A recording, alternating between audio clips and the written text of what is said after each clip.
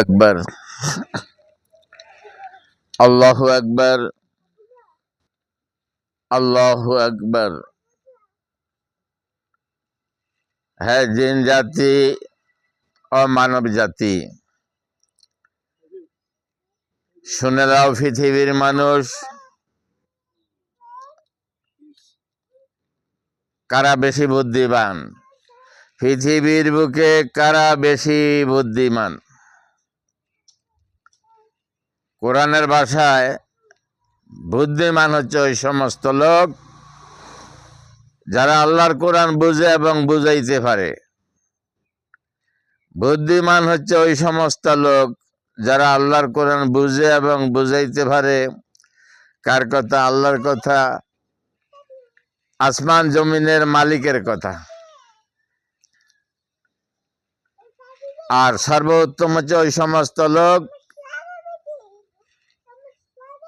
পৃথিবীর বুকে সর্বোত্তম হচ্ছে ওই সমস্ত লোক যারা আল্লাহর কোরআন শিখে এবং শিখাইতে পারে। যারা আল্লাহর কোরআন শিখে এবং শিখাইতে পারে, ওরাই হচ্ছে সর্বোত্তম মানুষ।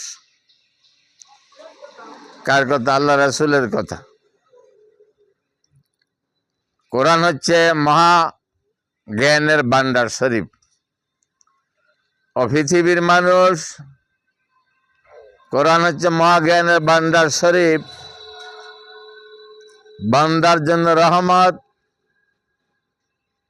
নসিহত, পথ প্রদর্শক। বান্দার জন্য রহমত, নসিহত, পথ প্রদর্শক।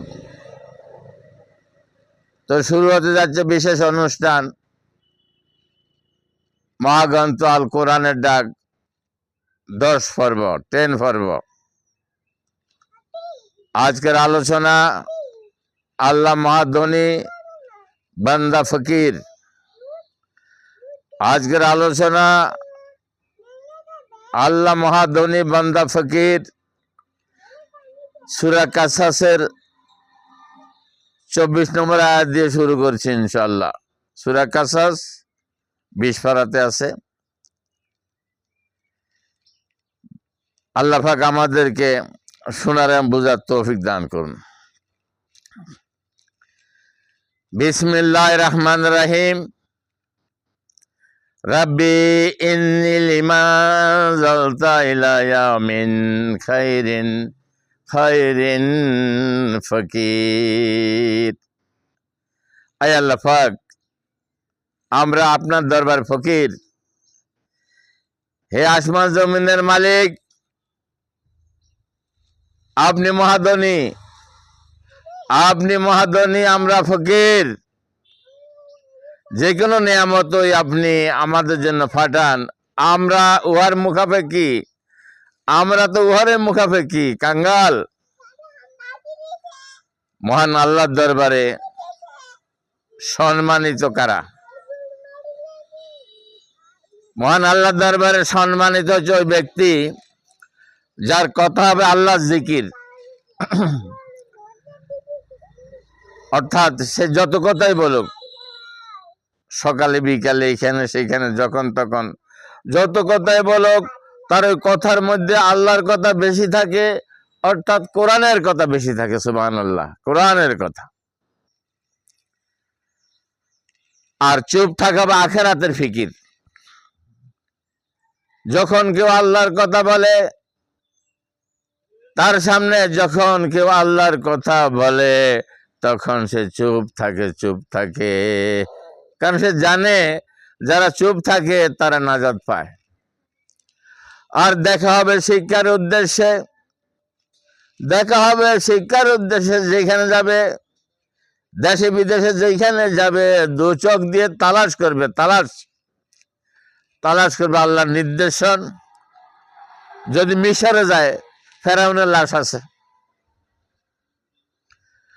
আল্লাহ পাক বলেন, তোমরা পৃথিবীর বুকে ভ্রমণ করে দেখো, ঘরে বসে থাকিও না। ও পৃথিবীর মানুষ, তোমরা পৃথিবীর বুকে ভ্রমণ করে দেখো, মিথ্যাবাদীদের সাথে আমি কোন হাসর করেছি। মিথ্যাবাদীদের সাথে আমি কোন হাসর করেছি, যারা আমার কোরআন বিরোধী, আমি তাদের সর্বনাশ করে দিছি, সর্বনাশ।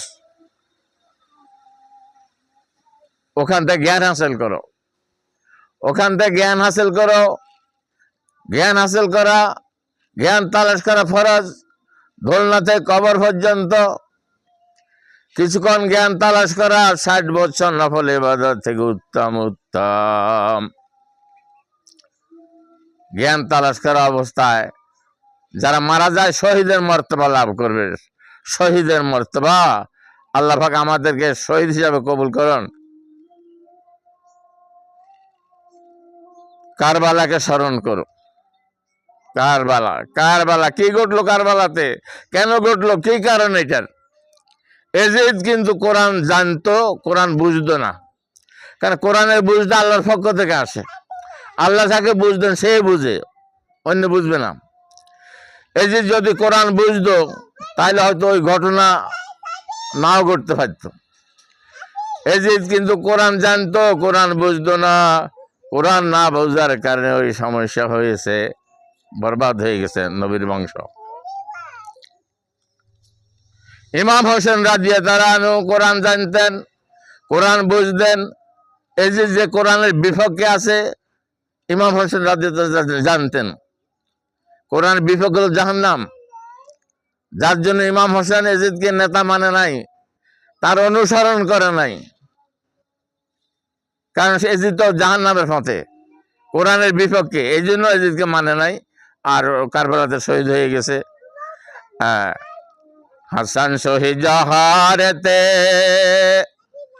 হোসেন শহীদ কারবালায়, কি আগুন লাগাইলি আল্লাহ, মাফাতে মার কলি যায়, মাফাতে মার কলি যায়।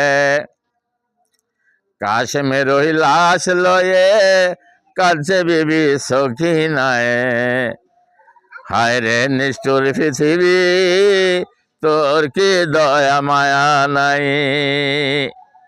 হাসান শহীদ জহরেতে, হোসেন শহীদ কারবালায়, জয়নাল আবদিন বন্দী হইল এজিদ আর জেলখানায়। আলহামদুলিল্লাহ, ফকির নবী মুসাফির মহাগ্রন্থ কোরআনের ডাক 10 পর্ব এখানে সমাপ্তি। 11 পর্বের অপেক্ষায় থাকুন। আল্লাহ হাফেজ। আল্লাহ পাক আমাদেরকে কোরআন বুঝার তৌফিক দান করুন। আমা তৌফিক ইল্লা বিল্লাহ। আসসালামু আলাইকুম রহমতুল্লাহি ওয়া বারাকাতুহু।